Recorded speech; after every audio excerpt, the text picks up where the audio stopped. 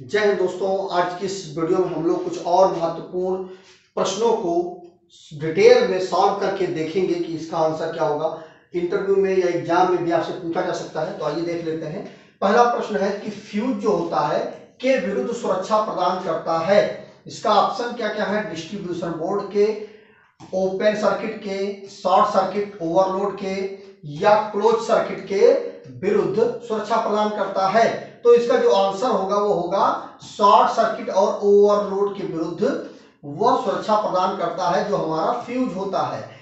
अब क्या होता है शॉर्ट सर्किट और क्या होता है हमारा ओवरलोड? देखिए शॉर्ट सर्किट क्या होता है, ये हमारा पॉजिटिव हो गया और ये हमारा नेगेटिव हो गया।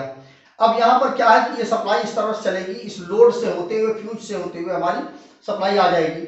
अब देखिए यहां पर क्या है, ये सर्किट पूरी हो रही है। अब किसी कारण से ये जो तार है यहां से टूट करके इस प्रकार से यहां टच हो जाए, ठीक।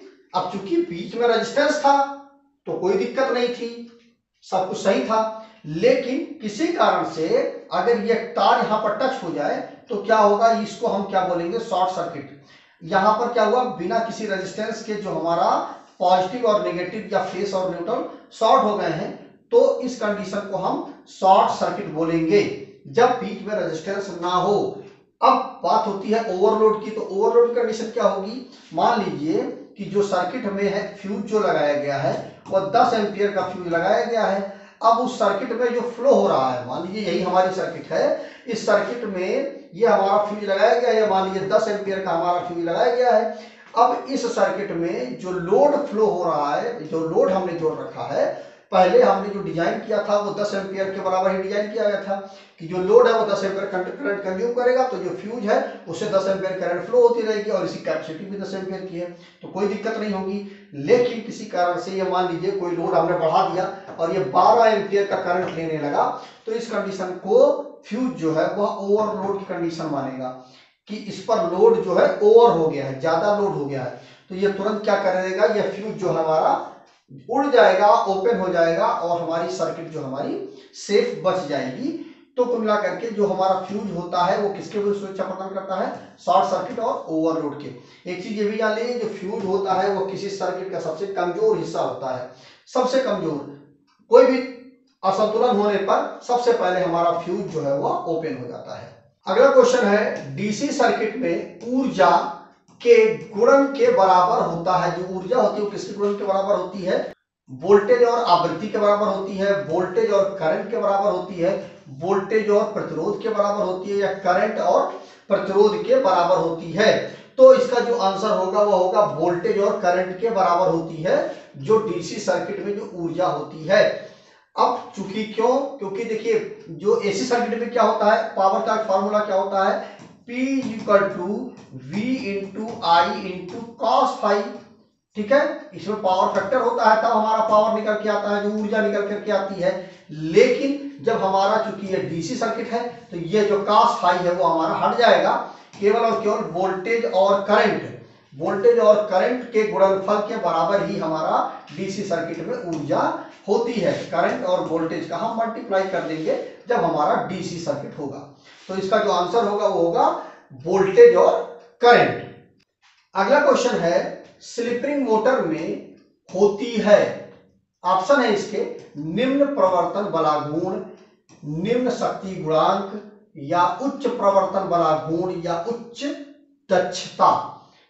तो देखिए ये हमारी स्लिप रिंग मोटर है, इसमें क्या होता है कि उच्च प्रवर्तन बला गुण जो होता है यही इसका आंसर होगा। उच्च प्रवर्तन बला गुण होता क्या है कि जो हमारी स्लिप रिंग मोटर होती है इसको हम जहां पर उच्च स्टार्टिंग टार्क मतलब हाई टार्क की जरूरत होती है वहां पर हम इस स्लिप रिंग मोटर का हम उपयोग करते हैं। मतलब जैसे कि जो लिफ्ट क्रेन होती है ना, क्रेन में हम इसी का उपयोग करते हैं, वहां पर हमें उच्च प्रवर्तन बला गुण की जरूरत होती है, मतलब ज्यादा पावर की हमें जरूरत होती है।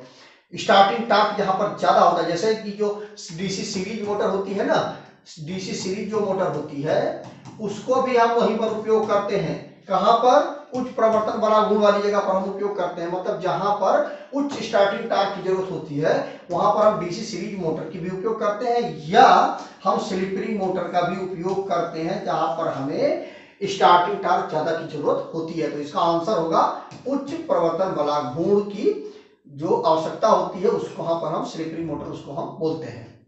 अगला क्वेश्चन है, जब मशीन को एसी सप्लाई दी जाती है और वह मशीन आउटपुट में डीसी सप्लाई देता है तो उसे कहते हैं, मतलब इनपुट में हमने एसी सप्लाई दिया उस मशीन को और वो हमें आउटपुट में डीसी सप्लाई देता है तो उसे हम क्या कहते हैं? जनरेटर कहते हैं, डीसी मोटर कहते हैं, एसी मोटर कहते हैं, या रोटरी कन्वर्टर बोलते हैं। तो इसका जो आंसर होगा वो होगा हमारा रोटरी कन्वर्टर कहते हैं। रोटरी कन्वर्टर क्या होता है? ये हमारा रोटरी कन्वर्टर है। इसमें क्या होता है कि एक एसी मोटर लगी हुई होती है, ये हमारी एसी मोटर लगी हुई है, इसके साथ में हम एक डीसी जनरेटर को जोड़ देते हैं।